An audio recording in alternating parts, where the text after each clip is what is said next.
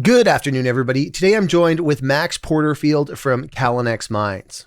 In this interview, we discuss the challenging markets for Canadian junior mining. We also get into Goldman Sachs' recent call for $6.80 copper per pound at some point in 2025. And we get into the work program and everything that's happening at Callinex Mines. All right, everybody, enjoy the interview. Max, thanks so much for hopping back on. Thanks so much for having me. Excited to be here today. You know, Max, whenever I go to a conference, whether it's gold or mining, there's a pretty good chance I'm going to see you there. And when I look at a lot of these other companies that we've invested in or other companies that I know of, they often don't have a booth. So if we're talking about PDAC's case, I think a booth is around $6,000 for the 4 days. And I'm curious, what do you think these other CEOs are thinking when they don't take the time to sign up and take advantage of that opportunity to get to chat with investors all day? It's probably a mindset issue in terms of them. I don't know. I've always been on the street, so to speak, and you've got to kind of pound the table. And I think at the end of the day, even in tough markets, it's when you gain market share in any business is being out and talking to people. And I think the biggest opportunities actually come through conferences like that in the most unique places. From one of the first conferences we did in Vancouver, resource capital funds walked by the booth. I wasn't actually at the booth. I was in a meeting, but them stopping by the booth led to a business card, led to us being the second exploration company they'd invested in. And now they've got a strategy based around investing in early stage exploration companies. So that's just one example. I mean, there was great examples that occurred even at this last PDAC, where relationships are formed or strengthened just by people walking by booths. So it's an old model, but it's a model that worked for a reason. And as much as I like Zoom and everything like that, it's nice to be face to face. So a lot of the big talk right now in junior mining, we've got Frank Justra and Pierre Lassonde have been beating the drum that Canadian pension funds should be more active investing in the Canadian economy, and particularly they're missing an opportunity in resource investing. And against this backdrop, as I'm sure you're well aware of, things haven't necessarily been that great in the Canadian junior mining sector, where we're just not seeing this much capital flowing in. What's your analysis on, or your thoughts on, why we don't have particularly strong capital markets on the Canadian junior market side right now? In terms of why that is, I think it's probably a long track record or history of investments that may not have worked out for them. I think traditionally when you've seen these pension funds make investments into in mining or many other industries that they're not have a big core competency in, usually they're kind of late to the game, or they've made a blunder. So they're very conservative investment styles, and that usually doesn't bode well for junior markets that are really volatile investments and high risk. So probably a risk profile thing, which leads to a management decision-making thing, and then that ultimately leads to probably a bad decision when they make big investments into something they don't know a whole lot about. But would it be healthy? Yeah, I think so.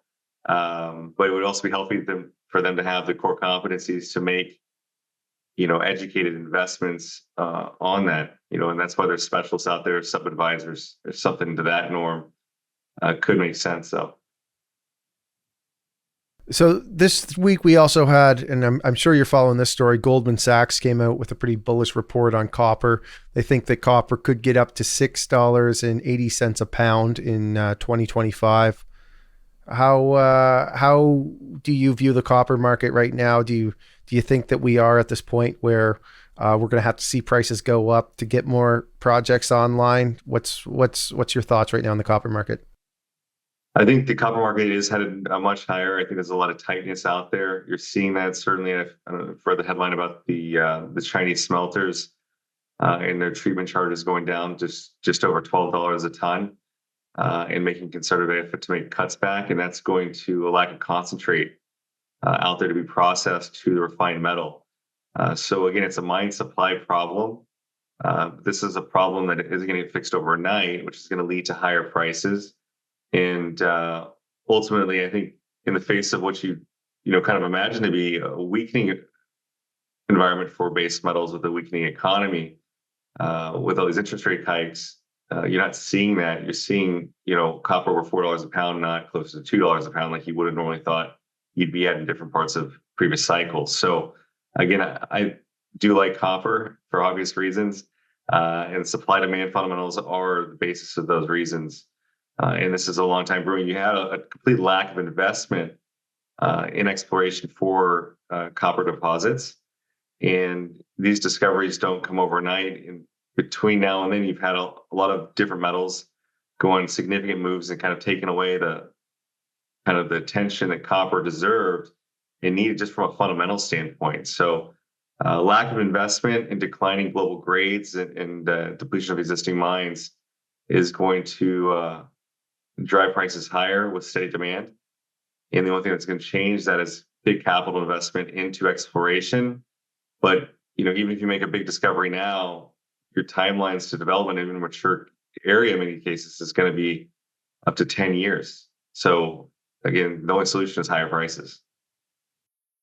So you guys recently completed a Magnetotelluric survey, or an MT survey. Let's pull it up and tell us what we're looking at here.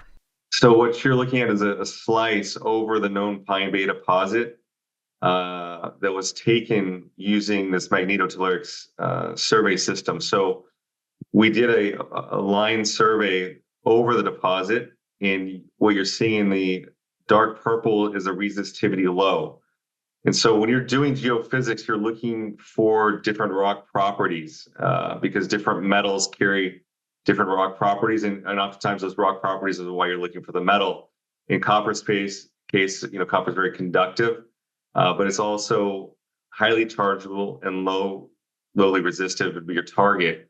And so what we're showing investors is that there's tight correlation on this new survey that we've utilized to the known Pine Bay deposit, which stands 1 million tons of high-grade copper that's pointed out on the image there. And at depth on this horizon, and the horizon is kind of the period of time that these deposits are placed there, you're seeing an emerging resistivity low target coming in place at depth, which would be, obviously great to see. And then the next step would be, again, in the future, drill testing on that. What we're doing in the meantime is we've actually expanded this survey line over 3 kilometers. So when you do that and make these longer lines, you can see at depth and get better data, confidence in your data. So that's ongoing right now. But again, this is showing an emerging target at depth on the known Pine Bay deposit and that correlated horizon. When I look at this, the big question here becomes, some of these grades you're hitting are impressive, but they're also at very, very deep depths. What's the obvious thing I think a lot of investors are going to say when they look at it is, yikes, the strip ratio on this is going to be crazy. What's your response to the idea that this deposit just might be too deep? Well, these are going to all be underground mines. And if you look at the biggest VMS mines in the Flin Flon district, as well as really around the world, many of them go at depth, and that's based upon the stratigraphy. And everything at Pine Bay is near vertical and steeply dipping, which indicates that it's going to go at depth. If you look at the nearby 777 mine, that mine didn't come up to roughly just over 800 meters vertical depth, is where 777 sat. And then that was ultimately depleted at just over 1.6 kilometers underground. So they did go very, very deep. And that was actually more of a shallow dipping deposit, not vertical. If you look at the Kidd Creek mine, which is one of the largest VMS deposits in the world, located in Canada as well, that mine's being mined over 3 kilometers depth. So these high-grade mines do go deep. This deposit styles go deep. And some of the largest ones, are found at depth. And if you look really over the past several decades in the Flin Flon district overall, the more modern discoveries have been found at depth and been chased to surface, or just continue to extend at depth for when they were discovered. And so I don't think that is something that's going to hinder us.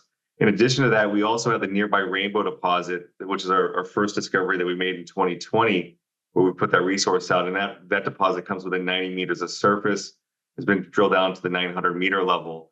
And so there you have an opportunity for ramp access into that deposit much more quickly, which we can immediately generate cash flows, potentially, I guess the forward-looking statement. And then that could be used for longer-term development of a much larger discovery made at depth. Interesting. So, like theoretically, if again forward-looking statement, but if we had a crystal ball here, you guys theoretically could go into production over at Rainbow first, open pit, build that out, and then you would use they're that. all underground mines. So Okay. just to clarify that there are underground mines, and again, the more shallow the underground mine is, obviously, the better. You can have shorter distance to go, whether with a shaft or a ramp, to get to that mineralization and bring it to surface. So at Rainbow, Rainbow is one of the most shallow discoveries in over 3 decades in the Flin Flon area. The 777 mine, again, was discovered at similar depths that Rainbow was. The difference being Rainbow, we chased a surface from that initial discovery hole. So again, that is a unique scenario. It also shows that other near-surface discoveries can be made within the camp if you look for them in a different way. And we see a long history in Flin Flon still, both at our property and beyond. So if we just look at like the entire Flin Flon project that you guys have, how much drilling's been done in total in terms of meters? Do you have any sense? Well, we've done over 100,000 meters of drilling since we've been on the property, going back to 2014. So extensive drilling. A lot of that drilling, though, isn't just all exploratory. I mean, you've got to make a discovery, then do definition drilling. So probably 3/4 of that is definition drilling around the Rainbow discovery in particular. We put over 80 drill holes into that deposit area before publishing our maiden resource. And then predating that, the property is expansive. It's 6,500 square hectares. I'm sorry, 6,500 hectares at Pine Bay. And when we took over the property, there was about 700 drill holes that were digitized, but they were very shallow holes. And again, very, very shallow drilling, where a lot of these mines are being found at deeper depths, as we mentioned, and dispersed over a wide area. But going back to the history, the property itself has been explored since 1911 by over a dozen exploration companies in a particular area where we've made a recent discovery called Descendant. And it was because of all the indicators, the large felsic rock package, which is the host rock to a lot of these mines, or 90% of them, is mapped in that area over the property, as well as some other kind of geologic indicators that would point to a large deposit lurking in the area. They just didn't drill deep enough. Was when you guys first started drilling this, was there historic drilling before that even, or was this sort of a new? So in the area of Rainbow, which is a different area of the property area, Rainbow had one hole about 150 meters away. That was about a short hole. And that was actually a hole that we first drilled in 2014. And then outside of that, there was one small 80, 90 meter hole, another couple hundred meters away. So that was it for Rainbow. Over at where Descendant sits in the Pine Bay deposit itself, it was really peppered with holes over near Descendant. There's a small deposit over near Descendant called Cabin that's near surface. But everybody was looking because of that big felsic package. And then around that big felsic package, you also have this what's mapped alteration. And what that means is an alteration package is the size of your volcanic event. The fluid flow that brought this mineralization to surface was done so by volcanic events. And so the bigger your volcanic event, the bigger the correlating deposit is typically how it goes. That's why Placidome, when they explored the same area in the 90s, had a target for 30 million tons in this particular area of the property.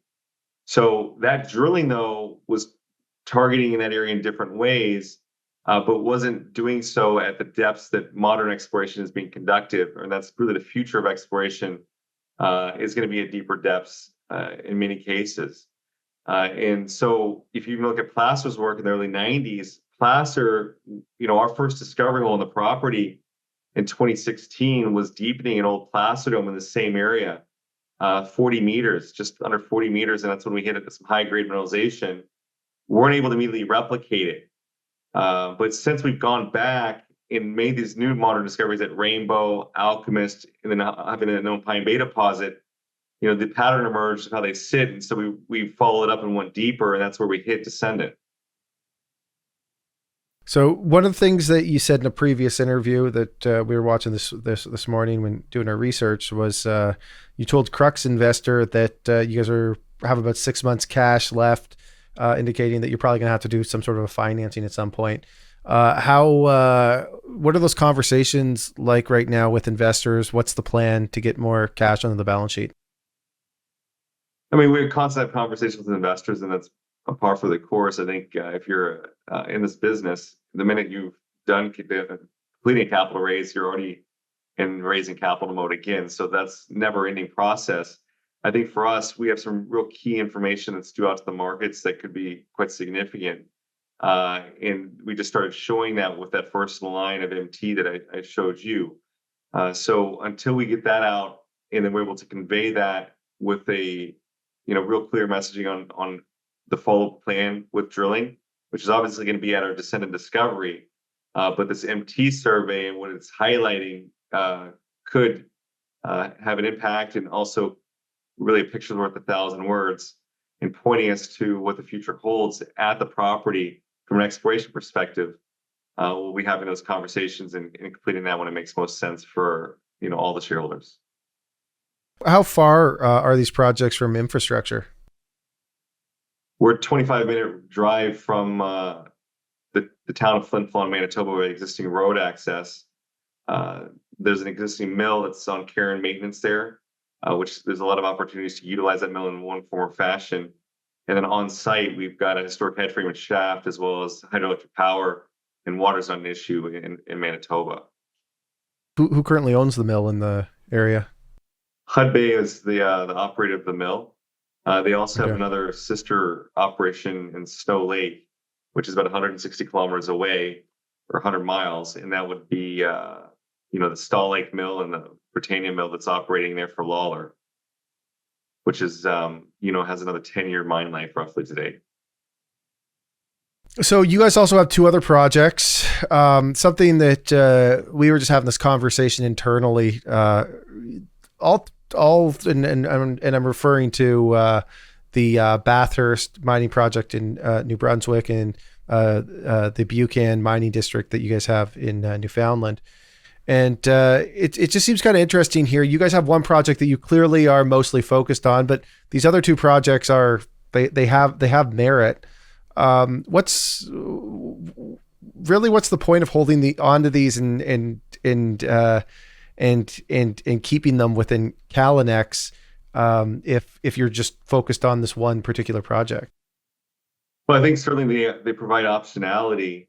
They are significant assets. Each one of them is nearly 20 million tons of mineralization near surface in these known Canadian mining districts. The one in New Brunswick is zinc rich. It's a zinc dominant deposit. Whereas the discoveries in Flin Flon are polymetallic, but they're highly dominant to copper. About 90% of it's copper in Flin Flon. And then over at Point Leamington in Newfoundland, in the Buchans district, that's a 20 million ton pit constrained gold, copper, zinc deposit that also is within a mineral lease. And it's really about priority. In Flin Flon, we've got a unique situation where we've already put out a nearly 6 million ton resource between the two deposits last year. That was a culmination of the Rainbow discovery and drilling that out down to the 900 meter level. And then we've layered a number of discoveries onto that, which will really show us building significant scale out at Pine Bay. And that's the plan for 2024. Longer down the road, we'll look to divest those other assets or monetize them in different ways and reinvest that capital when it makes sense. But that hasn't made sense yet. Keeping it as an optionality call makes more sense right now. I mean, if you have a huge move in an underlying commodity in the strategically located assets, you stand to do well keeping them within your portfolio, which is the case with those two areas. Okay, last question for you. If I'm an investor watching this, or I'm a potential investor, I'm trying to do my due diligence and I want to evaluate management and how you performed in 2024, what am I looking out for? What should I expect in 2024 in terms of timelines, goals, that sort of stuff? Yeah. So again, in terms of 2024, we've got some significant news flow that we're working on right now with different objectives. One of them being obviously the MT survey that we put out to market. Then we'll have drilling and continued exploration, just like we've had over the past several years in Manitoba at our Pine Bay property. And a focal point of that will be following up and expanding the new discovery Descendant with some step out drilling that we have planned there. And then the work that we're going to be, doing also is going to be highlighted by the MT survey again that we're going to be looking to put out. So again, it's going to be a heavy year of exploration and peppered in with maybe some other corporate objectives and milestones that'll further de-risk or add, opportunity for us, just like we have in years past. And from an exploration standpoint, just keep in mind that our technical team has been credited with finding nearly half the mines in Flin Flon's history, developing 2 of the 3 largest, and looking to do it again and again here at our Pine Bay property going forward. Are there going to be drills in the ground this year? Yes, of course. Yeah. Okay. Well, Max, thanks for exploration unless you're drilling. I mean, there's a lot of companies out there who seemingly are not in exploration and never drilling. So no, when we do our capital raises, one thing that we have is we benefit from the charitable flow-through structure in Canada, which is a tax structure that really encourages it leverages investors' dollars for exploration. And so when anytime we do a capital raise, usually 80-20, 80% of those dollars raised are through that structure. And that also gives confidence to investors that money's going into the ground, which is, in our case, it does go into the ground. And that's an integral process of building value for the company and stakeholders in the surrounding area. Well, Max, thanks for hopping on here. We always appreciate your time, and hopefully you'll come back on in the future as we get some more results. And I wish you the best of luck as 2024 continues to show us some results.